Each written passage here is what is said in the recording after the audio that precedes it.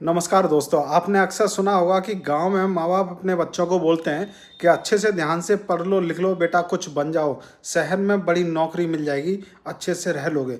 मालूम है वो ऐसा क्यों बोलते हैं? क्योंकि उन्होंने जो देखा होता है वो सिर्फ गांव की प्रॉब्लम देखी होती है, तो वो अपने बच्चों को गांव से निकाल कर शहर में अच्छी जगह भेजना चाहते हैं। लेकिन क्या आपको पता है कि शहर वाले लोग क्या चाहते हैं? शहर वाले लोगों को देश की प्रॉब्लम पता होता है।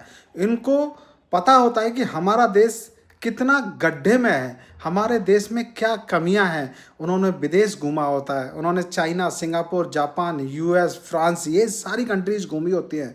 उनको पता होता है कि विकास क्या होता है। इसलिए शहर वाला बच्चा बोलता है बेटा पढ़ लिख लो, विदेश में कहीं सेटल हो जाना। जानते हो क्यों? ये वीडियो देखो। The High Court in 2015 convicted the BJP, not castigated, convicted the BJP for taking illegal donations violating the FCRA. The punishment for that was imprisonment of the BJP head. What happened? The next day on the floor of the parliament, the BJP amended the FCRA Act going back retrospectively to the age of the emergency. Now in a civilized country, Padmaja, give me 30 seconds. If this has happened, what do you think the opposition would have done? It would have come on to the street.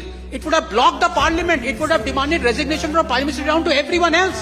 Did you see any of that happen? No. You know why? Because the High Court had also convicted the Congress. The BJP could amend the FCRA and render the High Court judgment toothless because the Congress supported in amending the FCRA.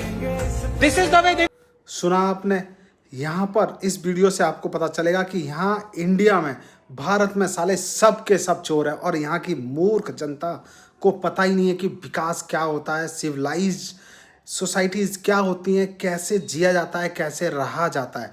तो वो बस यही हिंदू धर्म के मुद्दों को ना, हिंदू मुस्लिम ये वो करके ऐसे ही अपने नेता चुनती हैं और फिर वो नेता ऐसे ही आकर इनको साला गुलाम बनाकर इनके ऊपर राज करते हैं।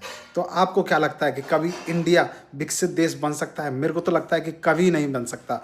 इसीलिए इंडिया में आज हर दूसरा इंसान ये सोचता है कि अगर मेरे में कैपेसिटी होती, अगर इतनी कैपेबिलिटी होती कि मैं विदेश में कहीं जाकर सेटल हो पाता, तो वो कभी ना करता। अगर हर दूसरे इंसान को मौका मिले विदेश में कहीं भी सेटल होने का, वो तुरंत यस बोलेगा और जाकर सेटल हो जाएगा। ये कंडीशन है हमारे भारत देश की।